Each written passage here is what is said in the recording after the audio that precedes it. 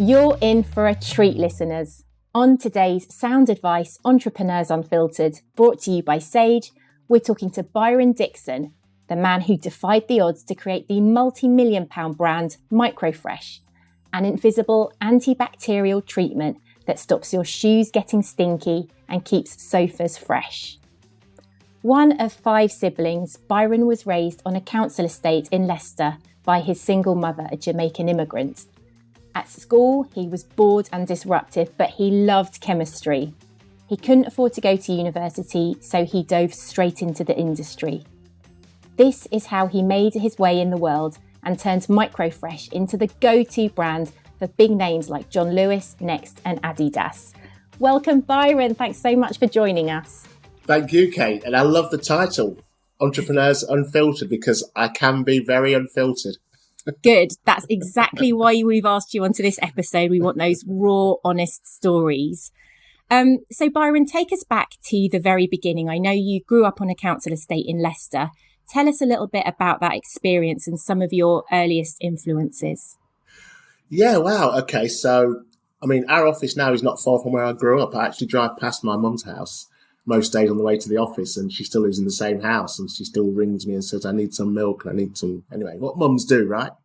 But growing up, this was back in the early 80s,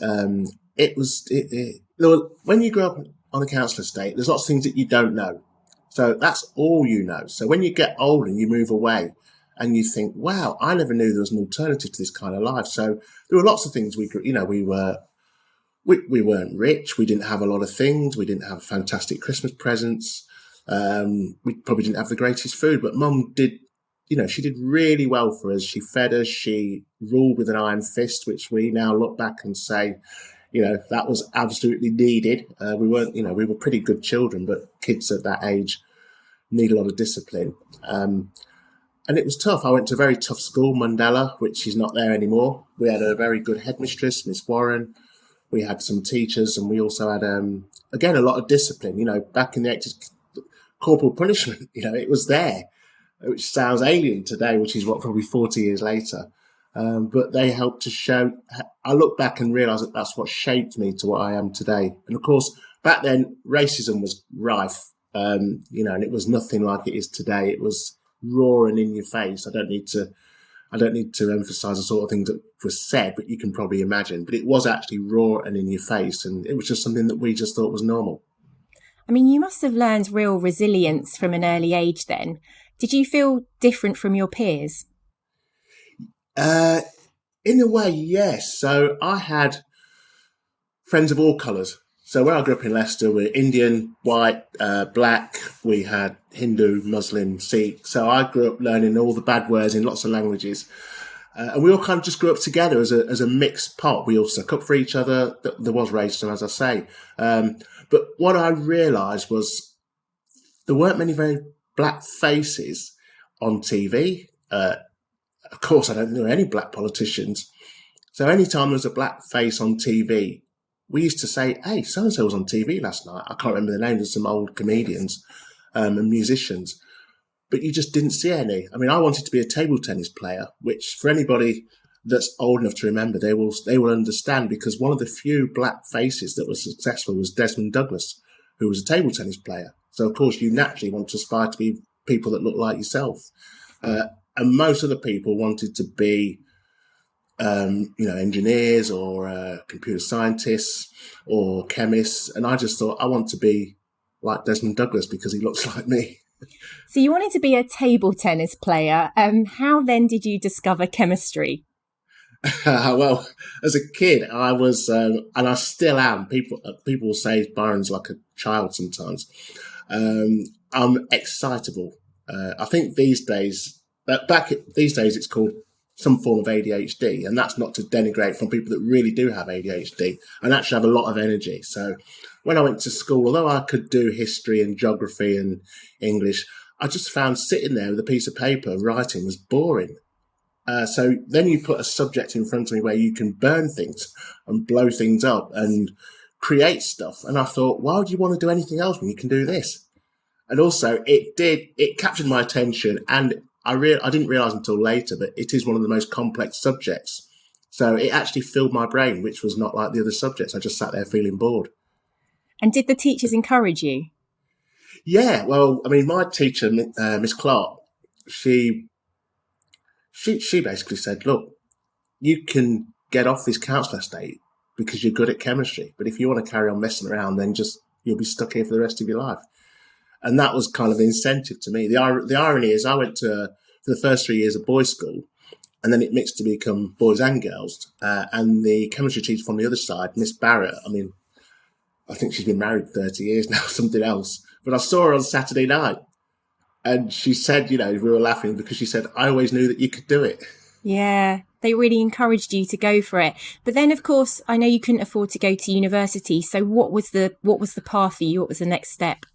Yeah, well, the path for me, and I mean, when I look back, there's some traits in me as a person that are consistent. So I'm one of these doers, and I'm not. When I say that, I actually just do stuff. So I left school, I went to college and did A levels, and then I just wrote to ICI or Zeneca, which at the time was the biggest chemical company in the world, and said, "Have you got a job?" And they were in Manchester. They sent me down to their local depot, which was in Loughborough, and that was ICI stroke Zeneca leather division. And so I wrote to them, and I saw a job advertised, and I got a job there at Loughborough, where the company was called Stahl, but it was Zeneca ICI leather finishes. And I toddled off to Loughborough. My friends who were living in Leicester doing all their normal everyday hoodlum kind of stuff were like, "Why are you going to Loughborough? It's in the country." But I just wanted the job, and it was an international company, and that attracted me as well. So I toddled off to Loughborough. I used to get home quite late after catching the train, so I didn't have time to do all that kind of hoodlum stuff that you do at that age. And it took me out of that cycle of those sort of people.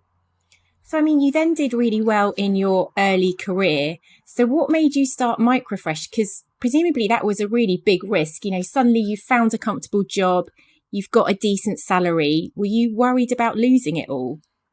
No, okay. There's a common theme with me is I do get bored. And even at this age, I'm not a spring chicken anymore, but I do get bored. So I was working in Loughborough. I was there for about 12 years, and I got bored. And I had a potential, I had the world in front of me. And I got headhunted by Echo, the shoe company. And they said, "Here's a job in Echo." I thought, try something else. I didn't realise the job was in Denmark. So I accepted the job, and then they said, "Do you want to fly from East Midlands or London?" And I said, "Where to?" And they said, "To Denmark." And I was like, "Oh." And I just thought, you know what, why not? So I tootled off to Denmark. Hopefully some of my Echo friends are listening to this at some point. But I had a great time. 4 years in Echo, travelled the world. They made me what was called their global finishing expert. So all the shoes in Echo, the way they looked, it was my responsibility because I'm a chemist and I knew about leather by then. And I had a great time. I travelled the world. I learnt languages, totally broadened my mind. And, for this kid off a council estate that did chemistry to stop himself getting bored, I now had a career where there was absolutely no chance of getting bored. Fast forward 4 years later, a lot of Danish tax, and I felt the need to come back to England. So I came back. And again, I did have a great career at Echo. I came back, I started my own business at the advice of Carl Toosby, who was the founder of Echo. Again, a great guy, and we had the same birthday, so we had a lot in common. And he said, "Listen, Byron, if you go back, that's a shame, but," he said, "you need to start your own business. I've seen enough in you that says you can start your own business." And I did. So I started a leather finishing business, pretty dull and boring. And then I remember that Echo shoes used to go mouldy when they were made in Asia and shipped to the West. So if I could formulate something that stopped shoes going mouldy, maybe I've got a product that's different to everybody else. And that was the start of Microfresh. Did you not worry, though, about losing that financial independence, especially given your upbringing? The short answer to that is no. And I hope it doesn't sound like a smart, I can't say that word on camera, smart behind answer. Because I've never thought like that, and I don't think like that now. And I think that's a natural trait in a lot of entrepreneurs that are from a similar background. Because we're from, a modest upbringing, let's call it that, you're not scared of going back. So, yeah, I had a great career at Echo. I came back, and I was actually skinned. The money that I'd made in Echo ran out fairly quickly. And in my business, we had practically hardly any turnover for 5 years.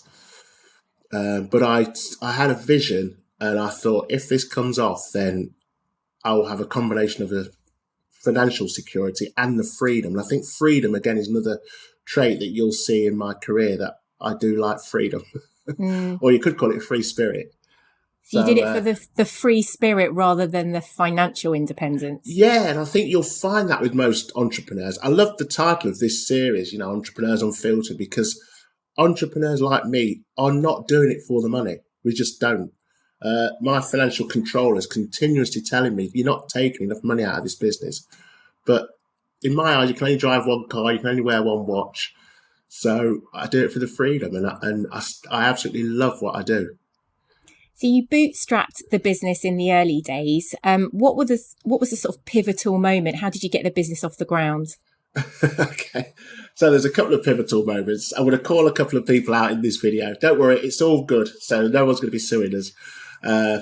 But back in 2010, so I'd been peddling Microfresh for 3 or 4 years, not really a lot of interest. We found out it stopped shoe smelling.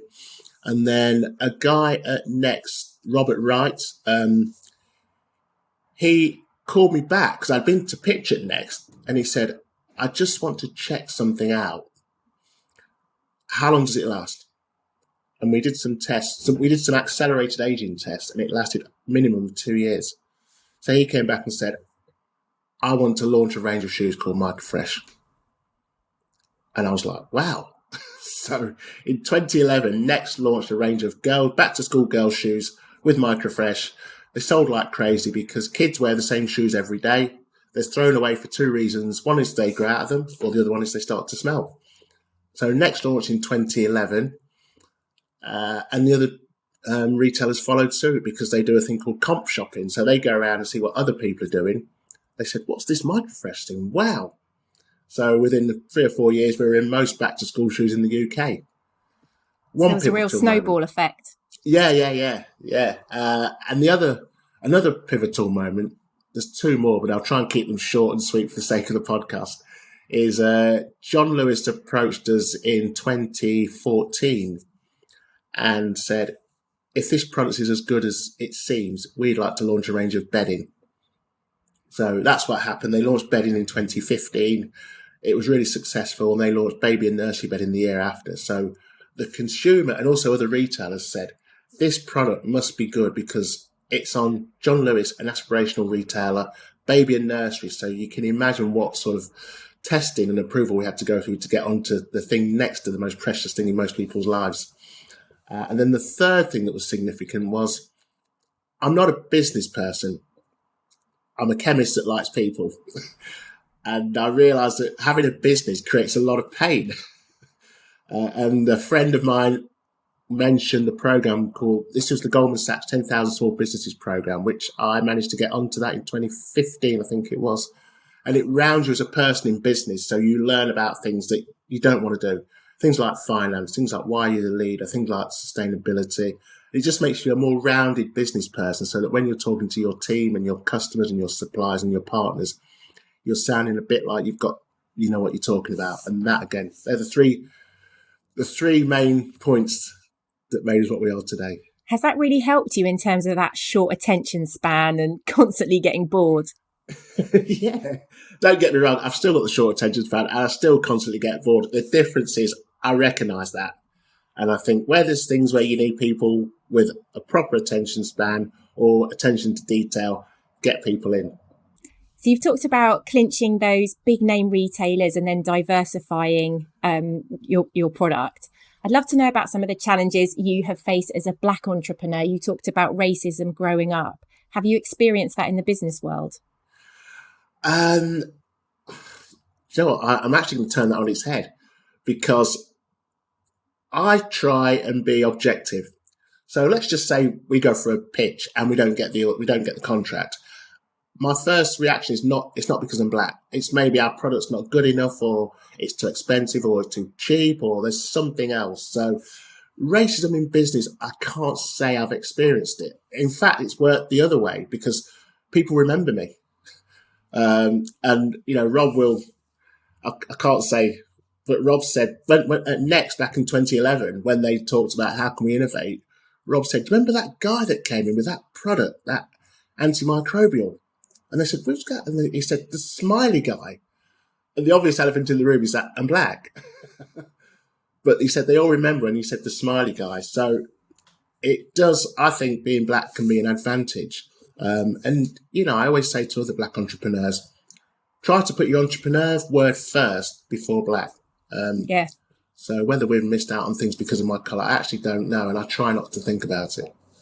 And tell us a bit about how you survived through the pandemic and how you've innovated your way through the crisis. Hey, somebody put some obstacles in the road, right? Brexit, pandemic, some big ones. You know, it's like, you know, just throw them all in, yeah.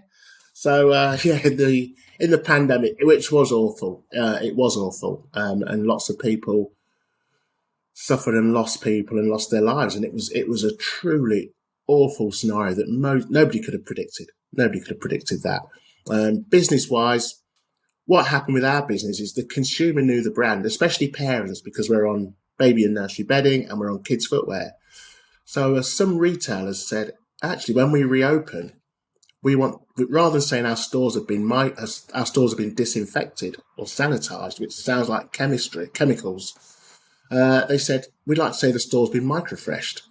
It's a really friendly name. It's green. It's got all the credentials. It's British, you know, and I've got a medal from the Queen, an OBE for the business. So we've got all the credentials. So what we realise is a massive string to our bow is microfreshing building interiors. So in Next, if you go into Next now, you'll see it says microfresh for your safety.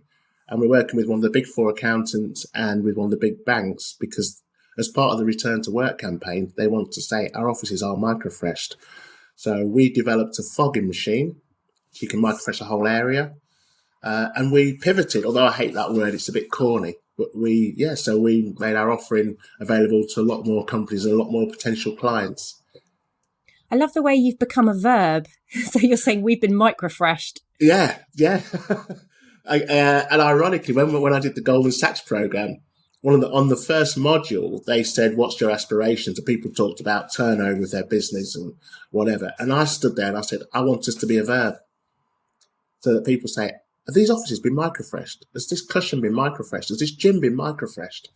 And we're getting there. You're getting there. That's what clients are asking for now. I mean, talking about a crisis, I mean, obviously we're in the midst of one right now in the UK. We're in the grips of the worst cost of living crisis since the 1950s, 14.4 million people living in poverty, including 4.3 million children. So what practical initiatives would you like to see from British businesses or the government to support the next generation of entrepreneurs? Yeah, I think what we're going through, Kate, is it's unprecedented. Some days I wake up and I'm driving the car and I'm thinking, in a minute I'm going to wake up and this isn't really happening. It's tough on a scale that most people could never envisage. Entrepreneurship in the UK is pretty high. We're third in the world for startups. I don't know if you know that, but we're 13th for scale-ups. Now that gap is, I think, down primarily to we find it very difficult to grow our businesses. There's not that much support in the form of independent support, so government support. I mean, now the government have launched Help to Grow, which is we're actually one of the featured businesses on that. But there is definitely a barrier between starting a business and scaling it. And I think that the support that's out there is too difficult to navigate. It is. So if you're a high growth business, which is by definition 20% turnover growth year on year or 20% staff, it's difficult to navigate that and that support. And I think the government need to really find those businesses that are aspirational, that are going to grow the economy and are going to create jobs, and really get in there and help them. Because really help those that's missing. Startups to scale up. That's right, yeah. I mean, do you think the business world is skewed in favour of those from wealthy backgrounds? Oh, without a doubt. Absolutely. That is one thing that I will definitely stand by. If you're from, my sort of background, it's tough. You don't grow up with the same aspirations. You don't grow up with the same connections. I've made my connections from a very young age. But if you're wealthy, which is, you can't help being wealthy, it's great. You have an advantage, definitely. And in the US, the US has its problems, but they do affirmative action when it comes to disadvantaged people growing the economy. So they have things in place like supply diversity, and it's mandated by the government. So if you supply the government in the US, 20% of your supplier spend has to be with minority businesses. And that means that the wealth trickle down is actually real over there. Over here, we kind of talk about it, but no one really puts the name to it. And I think that's something that the government should really look at, because that would create a natural ecosystem of businesses growing from people like myself. Having some of those stronger diversity and inclusion targets in place. Absolutely, yeah. Yeah, absolutely. And that's not to say it's excluding people that are not diverse. It's just spreading the wealth, it's spreading the knowledge, it's spreading the ecosystem, it's spreading the contacts to say that we are all actually really the same, rather than just talking about it. And in terms of spreading the knowledge, spreading the wealth, I'd love to know how you're giving back. Tell us a little bit about the Microfresh Foundation. Yeah, well, I managed to navigate away from a potential adulthood that wouldn't have been pleasant. Let's just put it that way. A lot of my friends were not so fortunate, you could say, or not so proactive about getting out of where they're from. So I do have the ones that are still there, and there is a lot, don't get me wrong, but a lot of my friends have been to prison. Some of them are not around anymore, and they've had really tough lives. So I recognise that in young kids, especially young black kids, we have, some of us don't have two parents, and then your friends become your parents, and we've got to change that. So I do some work with a couple of schools, especially there's a school close by to here where they have excluded children, and spend time saying, hey, what school did you go to? And then when they tell me the primary school they went to or the junior school, I say, I went there. And you can see their faces like, hey? And when I talk to them in everyday language like this, or I can even talk to them in my dialect, Jamaican dialect from my mum, which I won't do on camera, but they just say, wow, he looks and stuff. He's one of us. We can do that. And we need to stop doing all this other stuff. So I spend time in that school. I also spend time with youths, typically 16 to 20, which is the kind of sweet spot for drifting off the system or into the system, depending, the criminal justice system. And again, talking to them in plain English to say, you don't need to do that. You're in some ways, you're acting how you're expected to act, and you've got to stop that. So that's something that we do through the foundation. And I know your mum still lives in the same house. How do you feel when you go back there? I go back to being a 12-year-old kid who does everything his mum says. So I act like I'm 12 because that's what you do when you, but it's bittersweet because driving around this area, it's weird to think I actually grew up around here, walking around the streets looking for things to steal, looking for cars that are open. It's just how you did. You grew up, you thought if somebody leaves a car open, they must be stupid. And to now drive around it, I make sure my car doors are locked. Because crime rates are very high in Leicester, aren't they? They're much higher than the national average. They are. And in Leicester, it is segregated. So, I don't mean, what I mean is you've got areas of Leicester. It's a bit like US cities where you have areas of affluence and areas of social deprivation. So the crime rate on average across Leicester is higher than some of the cities that we think about. But to answer your question about still being in the same area, it's bittersweet because, of course, I like to see my mother, but then I do grow up and realise that some of the things that we grew up with as kids, which I now know are not correct, are in living, breathing in front of me. I mean, how did your mum cope with 5 kids, doing it alone, growing up on the council estate? How did she make ends meet? Well, at one point, my mum had 3 jobs. And that's just what she did. And she always brought it up to say, nobody take a penny off the state, which for those without subtitles, that means work and don't take benefits. that's how we were brought up. So she had 3 jobs.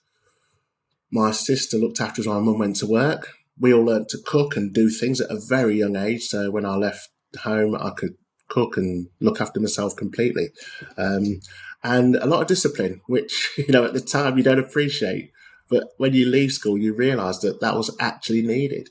And I remember when I went to Denmark, the head of HR, who is now the vice president of Echo, he said to me, "You have impeccable manners." To me, it's just normal, because if we ever strayed from that line, my mother would let us know straight away with a bit of disciplinary action. If everybody's got the time, listen to Grandma's Hands by Bill Withers, and that's exactly how we grew up. So you grew up with that real discipline and hard work ethic. Do you think you got that from your mother? Absolutely, without a doubt. I mean, that is trickle down, that's waterfall down. It's like, this is how it's going to be, and it's not debatable. But she taught us, and that's what made the difference. And give us a snapshot of Microfresh now and where growth is coming from. So Microfresh now, we've had an absolutely crazy year, or should I say 6 months. We've now we're in most retail stores in bedding, footwear, as I've said. We're now going into the facilities management arena, hence I mentioned buildings. In February, I was in New York. We've got a US office. We have 13 offices around the world, by the way, in 9 countries. So we've now opened in the US. We're on the NASDAQ Tower in New York in February, which was great, because now US brands, it's a massive marketing edge for us to say to US brands, you want that name in your offices, you want that name on your clothing. So the big jumps for us are the facilities management offering, so you can go into a workplace that's microfreshed, and also US expansion. You want to crack the big nut that is the US. We want to crack the big nut that is the US. I've been there 3 times this year, and we can do it. We've got some good connections. We deal with some good companies over here that have US, or we deal with, UK companies that have US branches. So that's easy to transfer. So we are going to crack the US, absolutely. We're hoping to make microfreshed a global verb, not just a European verb. And then in terms of practical tips that you would pass on to the next generation of entrepreneurs for them to take their startups and scale them, what would be your pieces of practical advice? Wow. Okay. I know it sounds corny, but 2 of these, 1 of these, and that is listen. When people say things in business, I mean, the consumer, the public watch The Apprentice and Dragon's Den, and they get an idea of business, which is not correct, because most people in business just want to help, even your competitors. So everybody wants to help everybody. So I would say to young entrepreneurs, talk to people, ask them to help you. Say, can you help me? That's one of my doctrines. I did a talk at De Montfort University, and one of the students there sent me an email afterwards saying, can you help me? Lauren Robinson, her name was. She's now at Morrison's. But it got my attention because it's a doctrine. And I say that to young entrepreneurs. Always ask, say, can you help me? How can you help me get to the next level? But listen to people, and also realise what you're good at, but more importantly, realise what you are rubbish at. And I'm rubbish at most things, and I get people around me to do those. What an amazing story. Thank you so much, Byron. Thank you, Kate. Great to see you again. To find out more about Byron, you can follow him on Twitter at ByronDixon5 and check out the Microfresh website. I hope you all enjoyed this episode. We'd love to know what you think, so please leave us a review and don't forget to subscribe for more honest stories from Sound Advice Entrepreneurs Unfiltered.